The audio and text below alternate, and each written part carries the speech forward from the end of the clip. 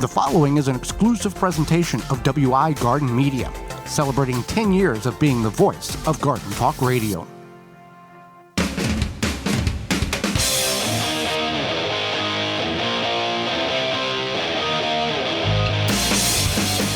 Coming up on the program today, we're going to discuss tips for the beginner gardener, as well as growing potatoes, as well as we'll answer your garden questions. So the hour is full. Join us.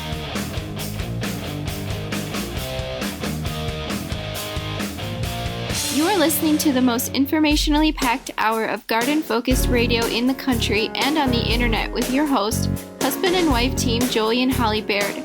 This is the Gardening with Joey and Holly radio show. And welcome to another edition of the Gardening with Joey and Holly radio show. So happy you've chose us to spend a little bit of time with.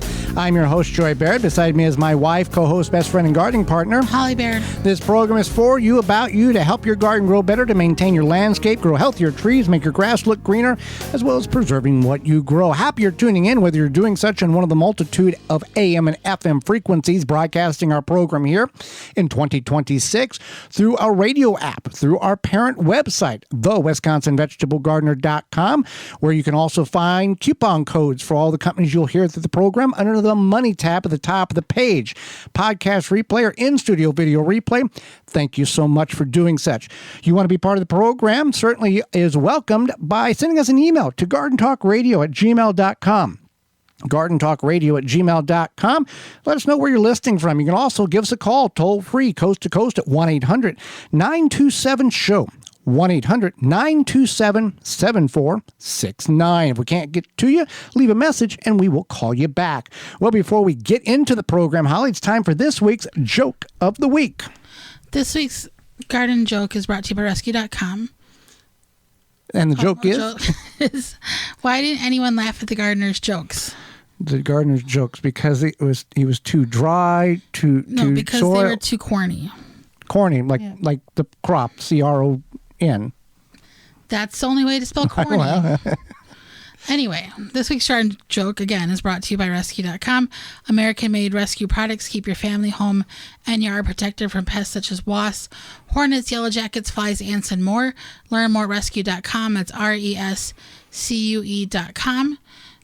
So we are going to talk about being a new gardener. Yeah. Now's the time of year where a lot of anybody that's interested in gardening or has gardened in the past starts getting revved up, excited to see new seeds, where to get seeds, look through their old seeds, buy new stuff in order to get the seeds started, the whole deal, grow lights, everything.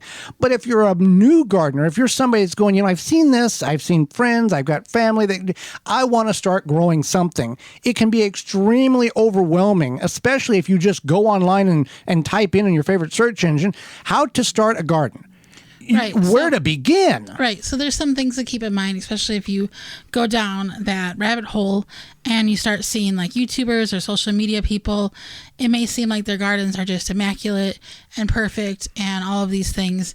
And I think there's something to keep in mind is that these people also had to start somewhere. So they may have 5, 10, 15, 20, 30 years of experience. So you have to keep that in mind, that they have a little bit more experience than where you start.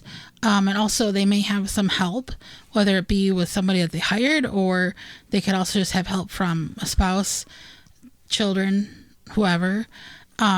So if it's something that you're doing by yourself, definitely give yourself some grace. Or if you have children that may not necessarily be interested right away, that's okay too. So that's why we highly encourage you to start small. And this can be simply a couple of containers on a patio, porch, or deck, a little 4x4 raised bed from rootmaker.com, myrootmaker.com, or you take some boards and nail them together, 4x4, that's 16 square feet, or you just dig in the ground in the backyard after you've made sure it's okay through Digger's Hotline and you've tested the soil. To be simple. I know that a lot of times people who are new to gardening, they want to go big because they want to have a lot of produce. And if you've never grown a thing in your life, until you understand how the procedure goes from seed to harvest and understand the problems along the way, it doesn't benefit you to multiply that by 100 times. And instead of growing, 3 tomato plants, you decide to grow 33, and a lot of bad things can happen, or, very quickly if you don't know what you're doing. Right. So you want to make sure that you start with what you know that you're going to eat, and if that means you start 3 or 4 things. And people may think that's a silly thing to consider. Oh, well, why wouldn't I just grow what I want to eat? Well, we've heard stories of people who grow okra and hate okra, but it's because their grandparents grew it. And that's a great memorial, a great thing to remind.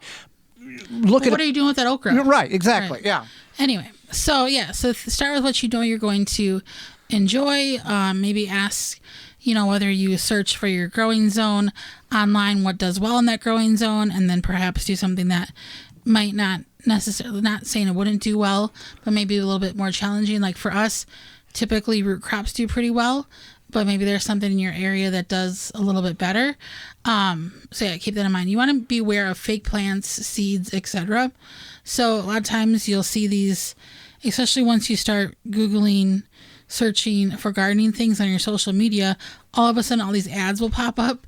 No matter what you search for online, like all of a sudden when you're on social media, these ads will pop up, or just on the regular search engine. Your garden group you're joining, yeah. Right. And so then all of a sudden it's like, oh, look at these rainbow roses or something. And a lot of times they're fake. Order now, 5 left. Yeah, order now, 5 left, whatever. And those are fake seeds. And you're like, well, should I be super worried about this? And it's like, if it's too good to be true, or it'll say like 45,000 positive reviews, and then you click on the link and there's no link to click. It's just images that's been embedded into the website. Right. If there is not a phone number associated, or if it's just a random weird email, it's not a good sign. If the biggest seed companies in the country, like jungseed.com, doesn't have this, or other major reputable seed companies where you can pick up the phone and within 40 seconds get a hold of somebody and talk to them, it doesn't exist. Right. And so that is... it is a big industry. It's a big industry. Big scam. That's why it's good to make sure that you have a point of contact, or it'll, you go to the about page and it'll be like, blah, blah, blah, seeds has been around since this time, stuff like that. If it's a big box store type website, it could be too good to be true as well. If you have questions and you're going, I really like this. I like this. I don't know if it's screenshot it, get a screenshot and send it to us at gardentalkradio@gmail.com, and we will know and be able to direct you if that is true or not, and where to purchase it from a reputable seed dealer. All right, so let's talk about having a plan. This is important because you might think, I'm going to grow avocados. And there's a lot of places you can't grow avocados. And you're in zone 6 in Chicago, Illinois. That it doesn't work there. Right. And also it takes, some time. Years. Yeah, years. So have a plan. Think, okay, I'm looking for a yearly seasonal crop, an annual crop. And also, again, what will grow in your area. What is your plan for planting? Are you going to strictly be, a warm season vegetable grower? Are you going to start some cool season crops? What is your plan? If you're like, I need a couple months to research this, then you might be planting in the warmer season. If you're like, I've already done the research, I'm ready to go, then you could definitely start the cool weather stuff. And it all depends on your location and the days to your last average frost. It may be 10 weeks before your last average frost date, or you may be in an area where you have a very minimal chance of frost a lot of portions of the year. So it all depends on when to start the seeds or buy the seeds. And that's another point. You don't have to go and start all of the seeds. If you're going to grow 8 different varieties of vegetables and 50 plants, you don't have to start them all. If you feel more comfortable buying the plants that are already established, that's okay. And this can apply to flowers too. There are certain flowers I've been growing now the last couple seasons. I've been growing more flowers on our porch, and some of them are really hard to start, and you need to kind of have a whole plan. And not that I couldn't do it, it's just that I And as much as I enjoy starting my own seeds, there's other things in life. There's other things in life. There's certain things that I might just, I'm better off going to my local garden center and picking up a few starts, because it's not like, again, I'm growing in like little containers on my porch. I'm not trying to grow a whole. Well, your time is valuable. Yeah, that too. How much time versus, is it going to be, I'm going to fiddle with this for 8 hours over the course of the next 2 months and fight with this and not be guaranteed success, or I can go in 2 months and go to the garden center, spend $12 and have 14 beautiful plants, and the hassle and the headache and the stress is over, and I just put it in the ground and enjoy it. And it is also like, it's very nice going to the garden center to look at all the plants. I look at plants I'm not even going to buy, and it's nice to just walk around. It's like a pet store. It is like a pet store. Oh. When I go to the pet store, I look pet at the little fish. flower. I don't pet the flowers. But when I go to the pet store, I look at all the fish. There's like glow-in-the-dark fish and stuff, and I think it's cool. Am I going to get a fish? No. I have a cat. Glow-in-the-dark fish. Is that because they're next to the nuclear plant? Probably. Yeah, okay. That's a Simpson reference. Yes. Okay. So anyway, accept that your plants will die. It makes you think of that from, was it Shrek, Lord Farquhar? Some of you may die. Some are going to die, and that happens. Especially, it's not like you should plan on it. I mean, not that you want your plants to die, but it does happen, especially if you're new to this. Like, I bought some petunia plugs, and I didn't really quite understand how to start them, and they did not do well. And I decided I'm not going to do that again. I'll just buy the petunias that are started.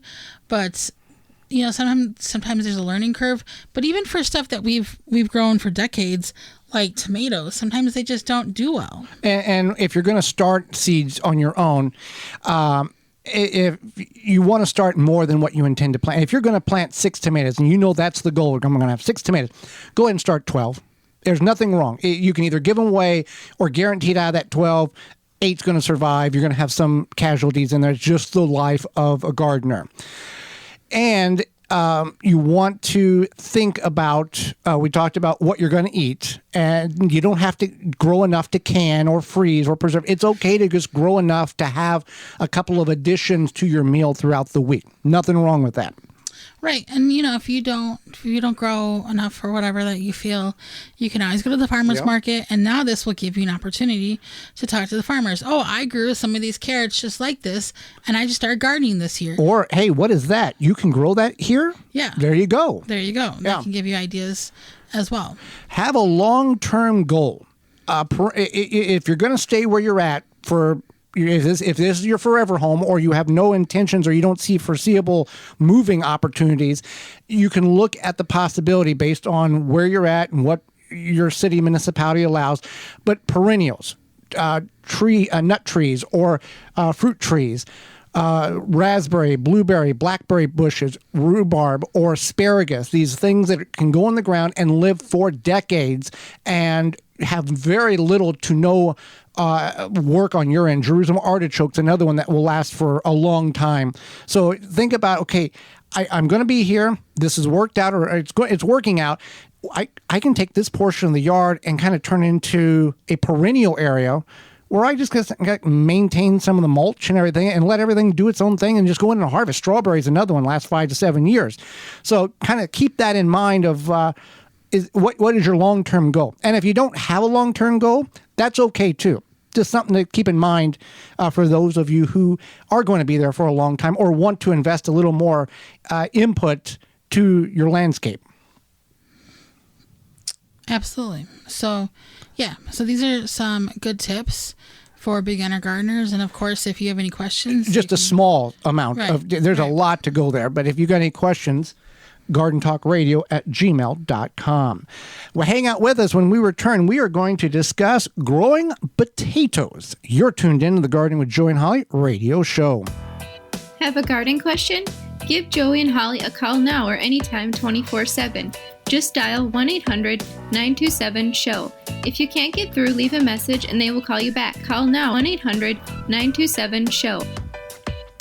Azure Standard is America's premier family-owned online store for organic foods and healthy products for your home and garden. They deliver directly to families and businesses through more than 3,500 drop points across all 50 states, making it easy to get everything you need in one simple pickup. As a natural health food distributor, Azure brings bulk and specialty items to communities nationwide. They offer more than 12,000 products that meet their clean ingredient standards, high quality, non-GMO, organic, and naturally sourced. You'll find everything from groceries, health and beauty items, and household essentials to nutritional supplements, animal care, hobby supplies, and even gardening products. Simply put, Azure Standard has something for just about every part of daily living. Visit azurestandard.com and use promo code JoeyandHolly15 at checkout to get 15% off your first order of $100 or more when you open a new account and ship to the drop location of your choice. Visit azurestandard.com. That's AZURE standard.com. Get in your garden with Diggs. From gardening gloves to accessories, storage, organization, and more, Diggs products combines form and function with a splash of fashion and are ideal for women who possess a passion for plants and enjoy harnessing the beauty of nature. Steeped in color and pattern, Diggs gloves are inspired by nature and are designed to protect your most valuable assets, your hands. Get your Diggs on at diggsgardening.com, the Home Depot, Amazon, and search for it by name, DIGZ, diggsgardening.com. Check out ivorganics.com. It's America's leading garden product YouTube channel.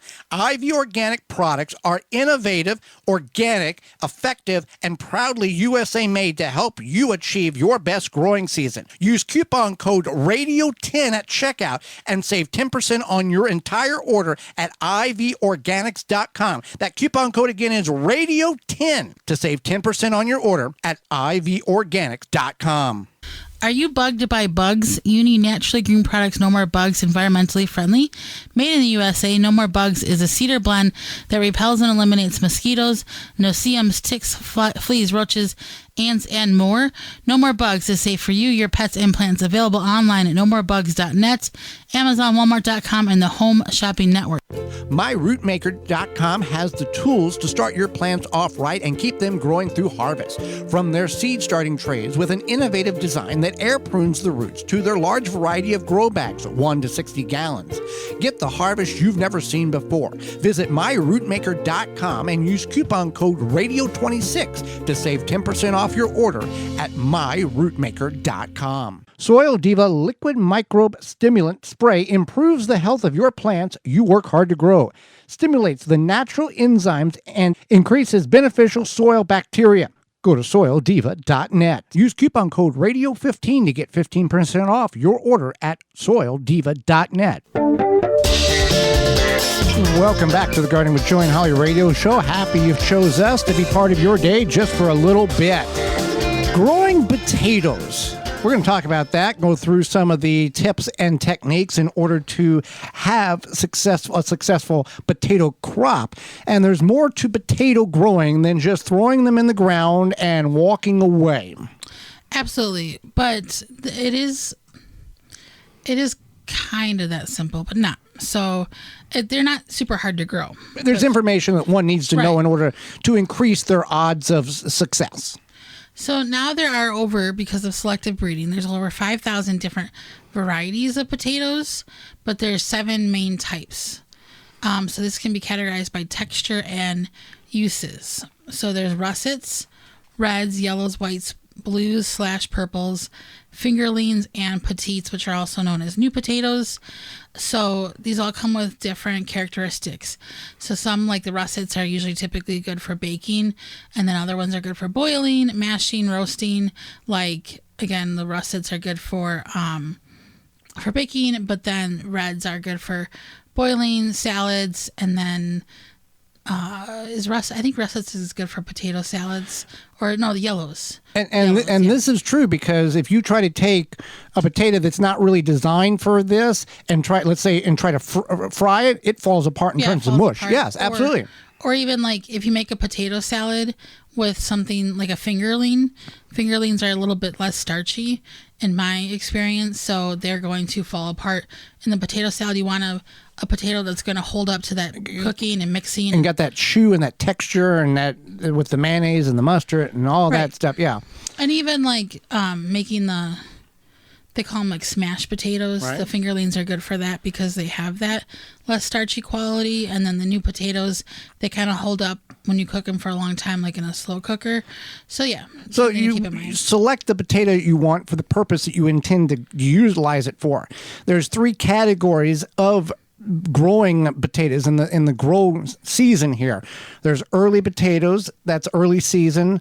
Early season potatoes take 60 to 90 days, 10 to 12 weeks. Second, earlies or mid-season, those take 80 to 110 days. And your main crop, or what's considered late season potatoes, those are 110 to 130 plus days. Those are the whole summer. What we have done in our Zone 6 garden in the past is we will harvest garlic in July, last week in August, early portions of July, and that open up a vacancy, and we'll throw some potatoes in the ground. That is that early season. Like the 70 to 90. Yeah, the 60 to 90 day, Yeah. and harvest it right before frost, and we don't get the massive harvest that you would early, but you get a harvest, and it's worth utilizing those potatoes. And potatoes, and we get this question a lot, and you may be thinking, well, I've got potatoes that sprout in the house that I bought from the grocery store. Can I use that? Yes, you can. Again, you just want to try to know, dig around on the label and see if you can kind of figure out what the variety is, and then do a search to go, okay, where does this fall in? Is this 60 to 90, 80 to 110, or 110 plus? I don't know what potatoes we buy. I mean, I know I buy a lot of red potatoes, but it seems like Within a week. They're sprouting. Now, you can eat a sprouted potato.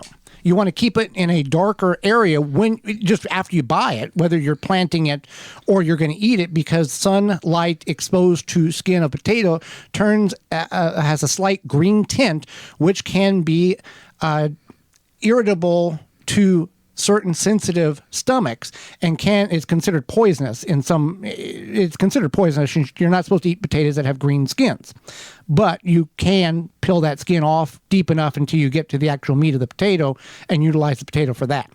Right. And so the reason typically why I buy the red potatoes is, 1, our local convenience store has a really good price on them.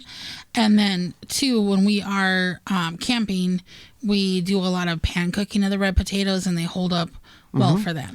When to plant your potatoes. Now, this is based on your frost date, your area.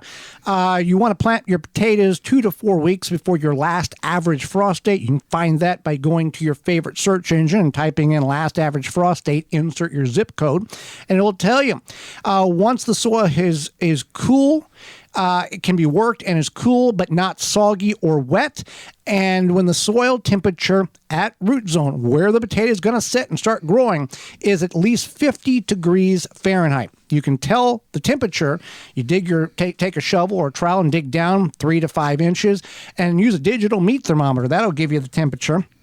And you don't want to go any colder, due to the fact that if it gets, you got a couple of days and the soil's warm and it's 50 degrees, you want to look at your long range forecast. Is the temperature minimum going to stay above 50 degrees Fahrenheit for the prolonged future? Because that's going to keep the soil warm and allow these potatoes to grow at root zone. You want to test that out.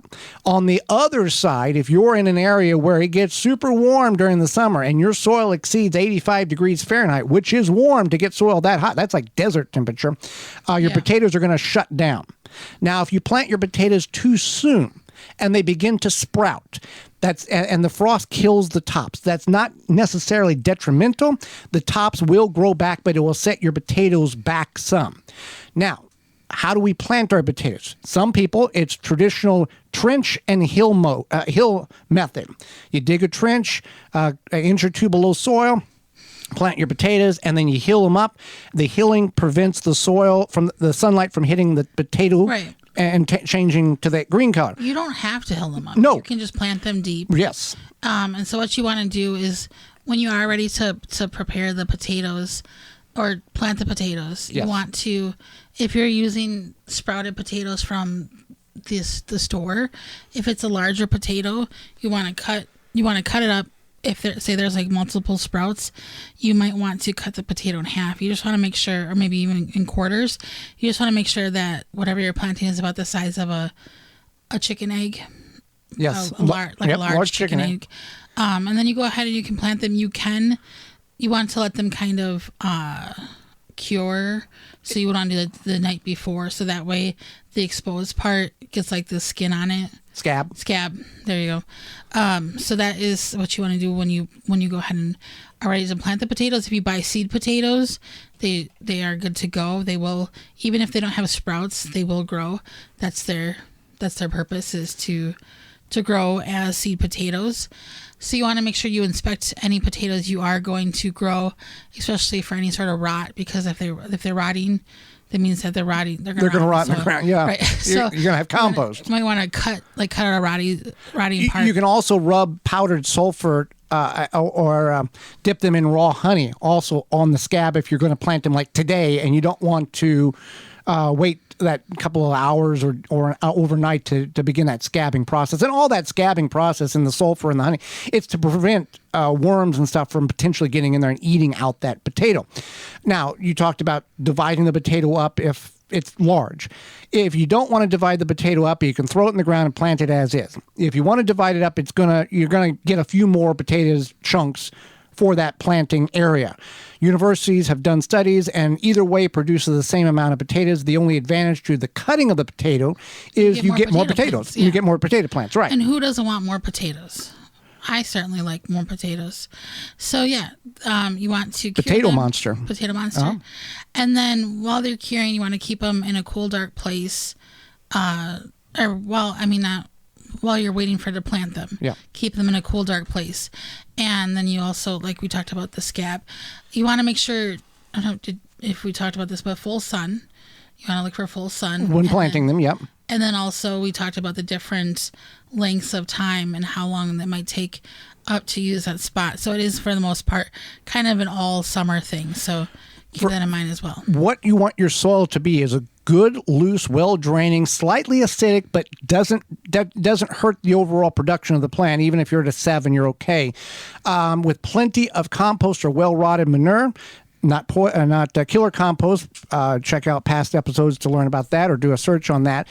Plus an all-balanced fertilizer, 5-10-10, a 5-5-5, something NPK, something in that realm. Avoid fresh manure. Keep them watered. Keep them watered. Avoid fresh manure, as that will burn the plants.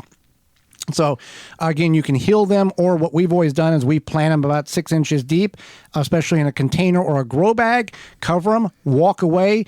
We mulch them. You can use pine straw, chemical-free, seed-free grass clippings. If you have leaves left over, straw, oat straw, barley straw, wheat straw, all is a good mulch in order to hold the moisture in and suppress some of the weeds. It's not a guarantee, but it will help. What's straw? Wheat straw. Oh. I grew up on a wheat farm, so it's just called it straw? Yeah, it's just straw. Oh, okay. But there's so many other variations of straw. Straw is the stalk of the crop that is being grown. Hay is the grass that is being grown for the consumption, for animal consumption.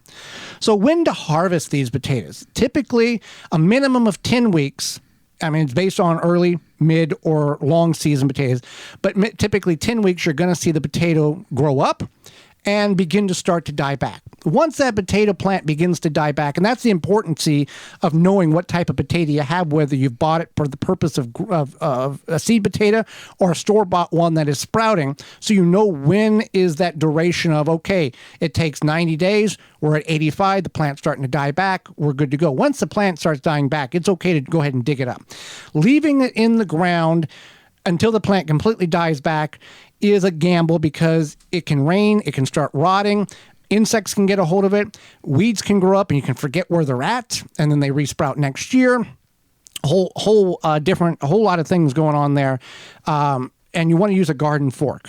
A garden fork is a hard tine. It's a hard tine, usually 4, maybe 5 prongs. It's about the same. Tines, I think is what tines. Yeah. It's about the same size as like a garden shovel. It's not super wide or super huge. Yeah, it's not a hay fork. It's got thick tines. Yeah. And so this helps you dig up your potatoes because you're less likely to stab them, cut them in half.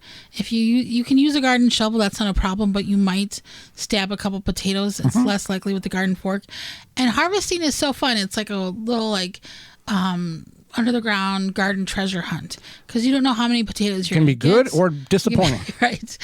And so you just go ahead, you take your fork, you loosen them up, and you just start digging them out. Some plants will put on seed pods. These are true seed potatoes.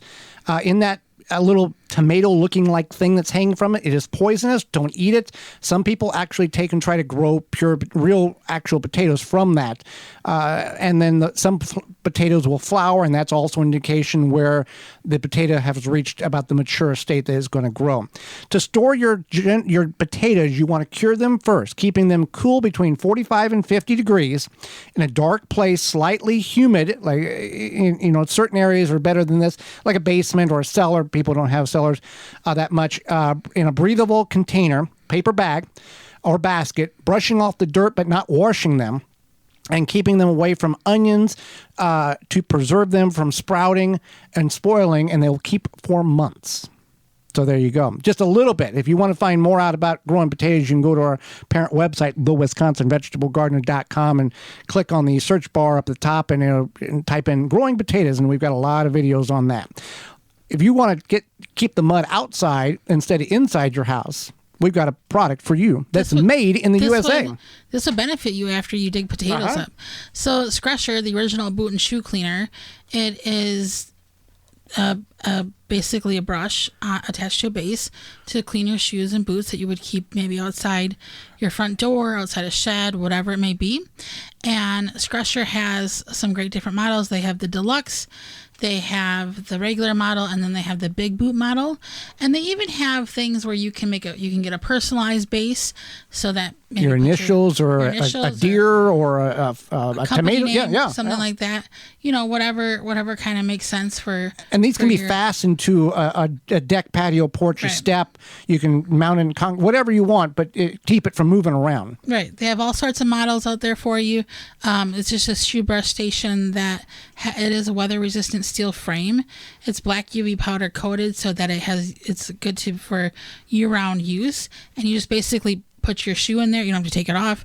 Put your shoe in there quick, in and out. It'll brush all that dirt, mud, slush for any type of shoe. And it's outdoor boot cleaner design. You can find more information and all their models at scrusher.com. That's SCRUSHER.com. And you can use the code NOMOREDIRT5 to get 5% off and free shipping at checkout. Hang out with us. It's time for your garden questions and our garden answers. You're tuned in to the Gardening with Joey and Holly radio show. Got a question for Joey and Holly? Send it via email anytime to gardentalkradio@gmail.com. We are in the dead of winter, but it's not too early to read up on the best products to control beetles and grubs in your yard and garden. You're right, Joey. Before we know it, the temperature will rise to 55 Fahrenheit plus, and those grubs will become active again in your lawns and gardens. Make sure you use safe, high-performing products like Grub Gone and Beetle Gone so you, your kids, and pets can safely enjoy your yard without sharing it with beetles and grubs. Grub Gone can be applied to the turf to control grubs, reducing turf damage and lessens the impact that beetles have on your yard in the summer. Easy to use. Apply with any commercial spreader and irrigate into the soil. Biological that specifically targets grubs without harming soil beneficials like earthworms. And use Beetle Gone in your garden soil to control grubs, or later in the summer to control beetle invaders without harming bees, ladybugs, insects, butterflies, etc. These are the only non-chemical products that work. Find out more at BeetleGone.com. Transform your exterior wood surfaces with Rubio Monocoat's new DuraGrit. DuraGrit delivers rugged protection and rich color for decks, siding, pergolas, planter boxes, and all outside wood surfaces. Say goodbye to multiple coats thanks to DuraGrit's incredible patented one-layer technology. Enjoy a vibrant, durable color that won't peel or flake even in the harshest conditions. Rubio Monocoat DuraGrit is tomorrow's UV protection for exterior wood. For every order, Rubio Monocoat USA will plant a tree at a U.S. planting site. Get 10% off DuraGrit when using code JOEY at checkout. Learn more at RubioMonocoatUSA.com. Say goodbye to weeds. Easily remove them, roots and all, with the unique design of the Cobra-Head Hand Cultivator, recognized as the world's leading hand weeding tool. Simple design, lightweight, made from forged tempered steel for easy extraction of weeds. Plant seeds, rose, and more. Visit cobrahead.com and use coupon code SOIL for 10% off your order at cobrahead.com. Coupon code valid 1 per customer. Make watering easy. DripWorks provides quality drip irrigation supplies and equipment to gardeners just like you for all your growing needs across the U.S. and Canada. Purchase online at dripworks.com. Get higher yields with durable green bed raised garden bed kits designed to be drainable, breathable, pest resistant, and long-lasting. DurableGreenBed.com. Abundance guaranteed. Jung Seed Company is a family-owned and operated gardening company since 1907 with the largest selection of seeds and plants online. Use coupon code 15TG26 to save 15% off your order at jungseed.com. That's JUNGSEED.com. Welcome back to the Garden with Joy and Holly radio show. Happy you have joined us. Want to find out more information about those companies you've heard and all the coupon code availability? Visit our parent website, thewisconsinvegetablegardener.com, and click on the Money tab at the top of the page. Have you ever heard of a scrubby, Joey? Yes, I have. Oh, you have? Okay. Yeah. Well, it's a natural soap with a scrubber inside that fills the entire size of the bar. And it's really nice and convenient because it can help get rid of greasy, oily paint, whatever you have, whether it be on your hands or paintbrushes. And it is made with... Gets in all the nooks and crannies of your hands. Yeah. Yep. And it's made with a natural citrus. So that way it doesn't... there's no like harsh chemicals or anything like that. So it's naturally powered soap with citrus oils to help fight those tough residues. And also it's even good for if you think like cooks, because maybe they use a lot of garlic or work with fish and they don't want that into their skin or hands going home. So yeah, that's a good use for that as well.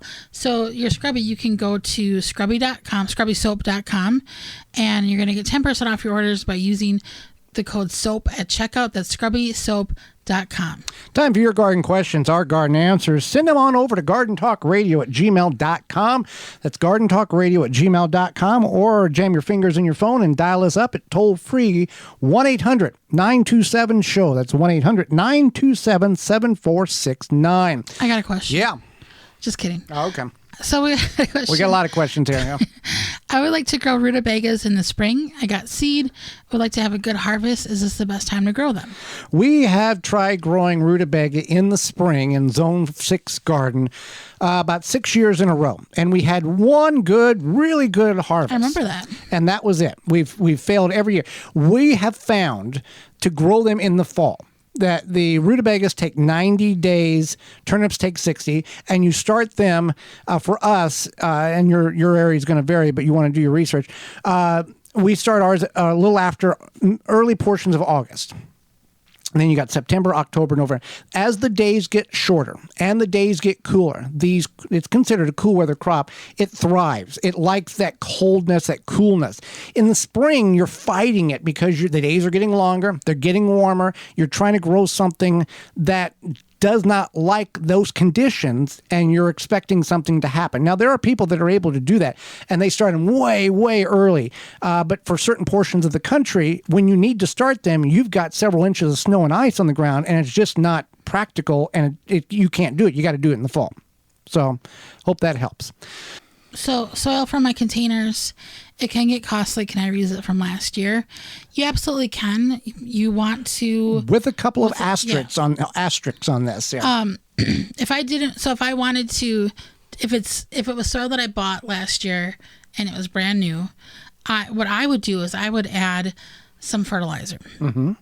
A slow release fertilizer, granule fertilizer. Also, you grew flowers, so that would be a little different than a heavy feeder like tomatoes or peppers. Right. So if you're growing, let's say you're in a 20-gallon grow bag from myrootmaker.com, and you grew a tomato plant in that, or you grew potatoes in that last year, you can still utilize at least half of that soil. Take top half out, or even a third out of the top, and then top it off with new compost or new potting soil, new mix, and then utilize what you've removed for the base of another grow bag or throw it in your raised bed gardens.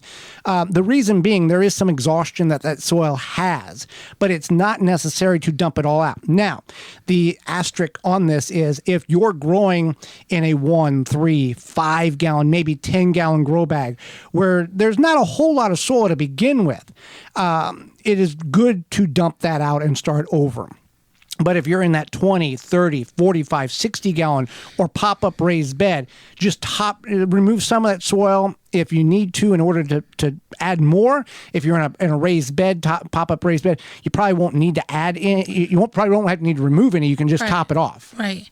Now, you can use your best discretion because I'm replacing my soil this year for my flowers. Altogether. Yeah.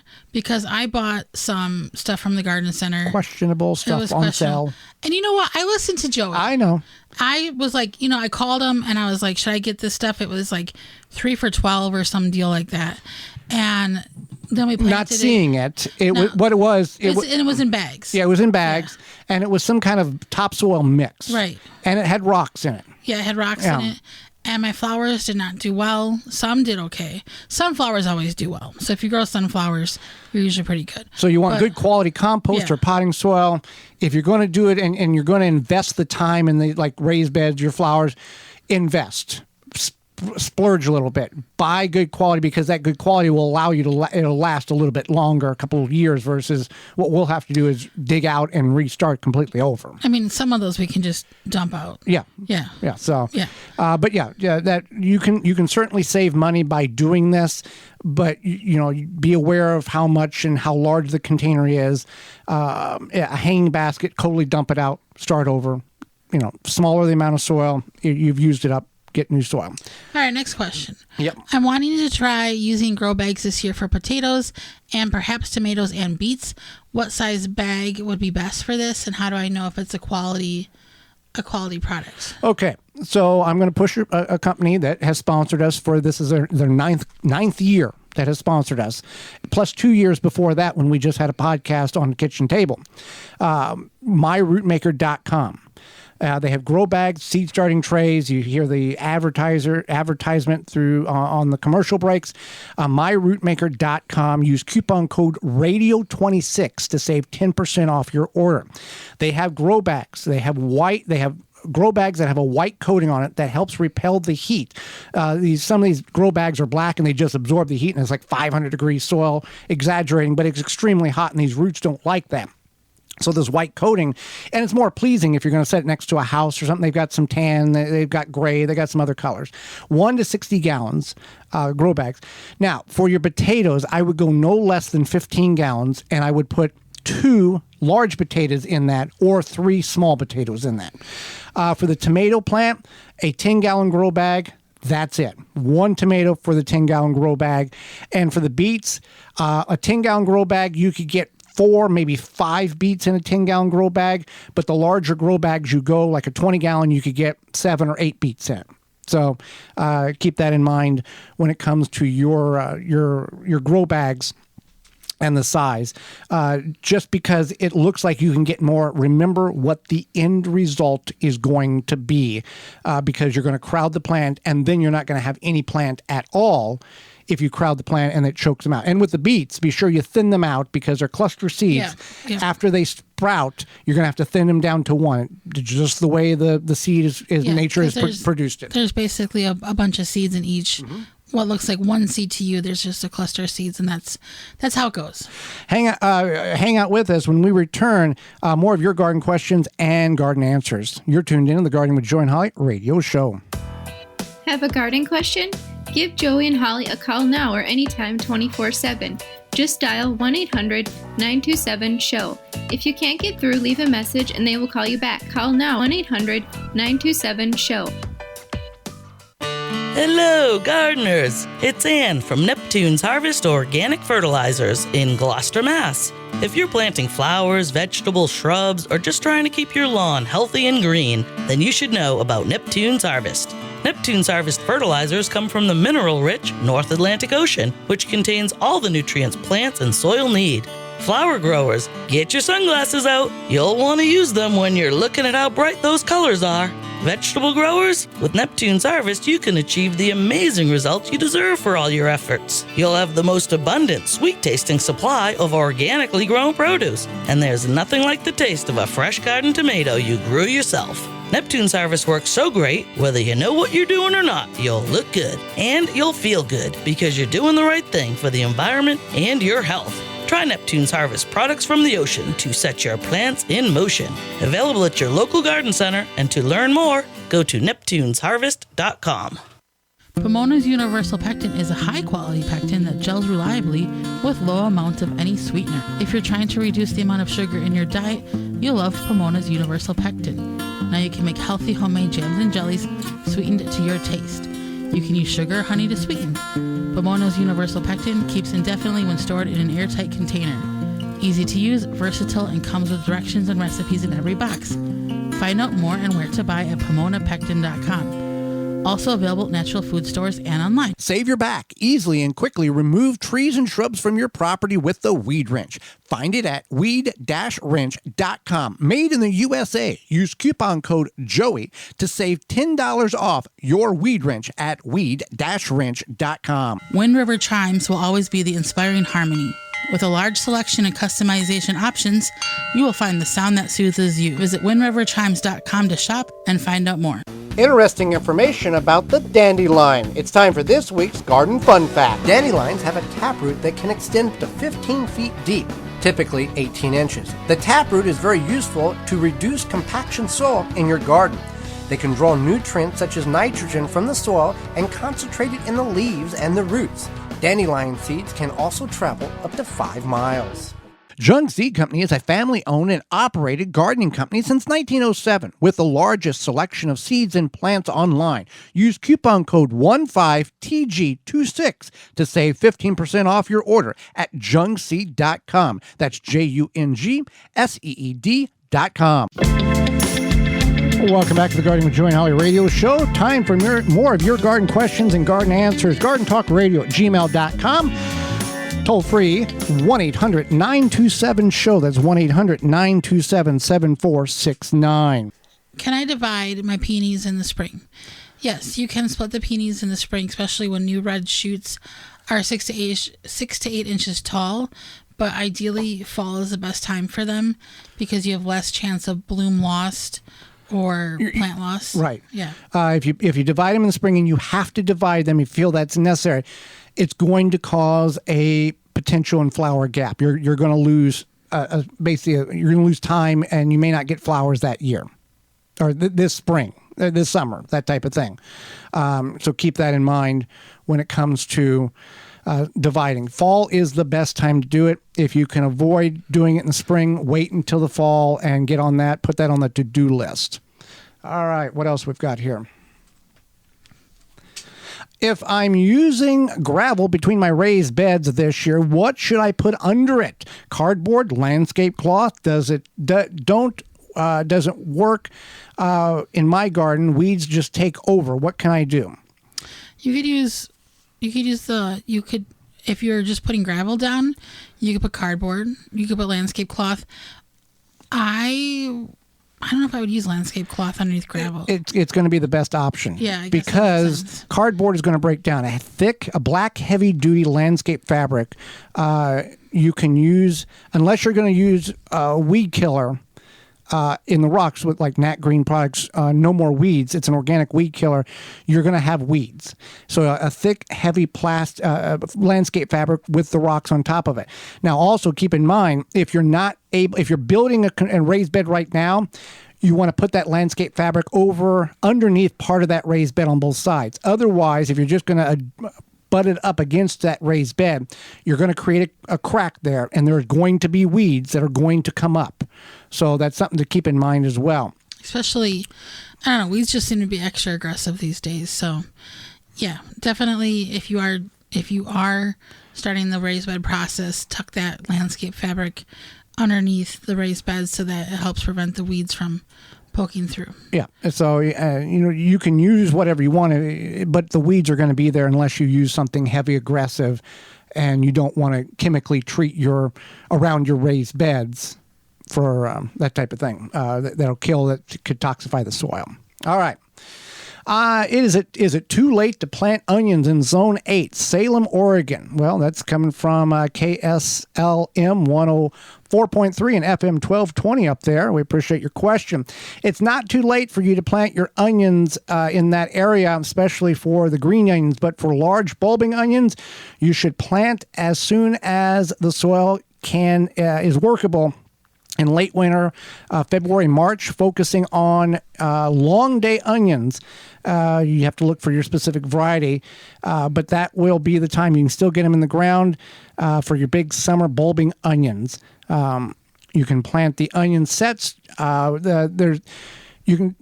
People will start them from seed, but at this point, you would want to go to your local nursery. Get the sets. The sets, which is the live plants. Kind of like a bundle of pencils. Bundle of pencils, or they're in grow trays or seed cells.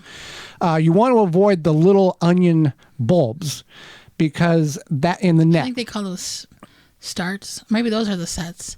Those would be the sets. The ones in the mesh thing would be the sets, and then the starts are the live plants. But yeah, what you want to do is you want to avoid the ones in the mesh packaging because onions are biannuals. So if they harvested those last year, the likeliness of you having an onion plant is not very high. You're going to get a nice flower, an onion flower, but you won't get a good growing onion crop. Right. The onion sets are the little bulblets, and the onion starts are the live plants. That was right. And you're going to get onions if you plant the onion set. But like you said, it's going to put a lot more energy in the top growth seed production. You're going to have a lot of flowers. It's a pretty flower. It's a very pretty Well, yeah, flower. but you don't have any bulb development. I'm just saying, maybe you want to grow onion flowers. You could go get those sets. And whether you're in Salem, Oregon, or Boston, Massachusetts, or St. Louis, Missouri, know what area you're at for the specific type of onion. As we spoke about on this program, there's long day, short day, and neutral day, and that's all based on your geographical area, the amount of sunlight that's occurring during the growing time for those onions in your area. For the north, it's a long day. For the south, it's short day. In the central portions of the United States, it is neutral or midday onions. All right, let's see if we can get time for one more. What type of soil do you use in starting seeds in seed trays? We typically use a seed starting mix, or in the past we have used compost. You can use either or. The rest of the question is perhaps 3/4 potting soil at the bottom and 1/4 seed starting mix at top. That works too. That would work as well. There's nothing wrong with that either. It's more of a marketing thing. Seed starting mix, potting soil. Yet there is some variations to the formulation in those, but either or all of the above is applicable. If you're going to, we always look for the store brand of potting soil or seed starting mix. And for us in our nursery, it is over in the succulent area or the house plants. And I think it used to be a 2 cubic foot bag, and now it's 1 cubic foot bag for about the same price as the 2 cubic foot. Just like everything else. It used to be 11 for 2 cubic foot, and now it's like 9 for 1, and they don't have the 2 anymore. But it has a moisture retention mechanism in it that will help hold the moisture so the seeds don't dry out as quickly. Because if you buy the name brand stuff, you're going to pay 4 or 5 times in some instances for a fraction of the size of the store brand, and the store brand is just as good as the name brand stuff. So do your finance figuring and figure out, is it worth to go the name brand? What are you paying for there versus the store brand? And is the store brand quality enough for your seed starts? So, well, that will just about do it. We appreciate your time and joining us on the program. Tune into the program next week where we will be discussing vegetables definitely define themselves and do better when they are grown with the right company. We're going to talk about proper, correct companion planting. There's a lot of myths online about companion planting. We're going to break all that down and explain that why and how certain plants work better with others, as well as spring flower planting guide. And we will have a fun segment we call Chatter Spot, where Holly and I will ask very unique, common, fun questions, non-political and non-religious. That is fun life questions, as well as we'll answer your garden questions. So until next week, for Holly Baird, I'm Joy Baird, and we will see you in the garden.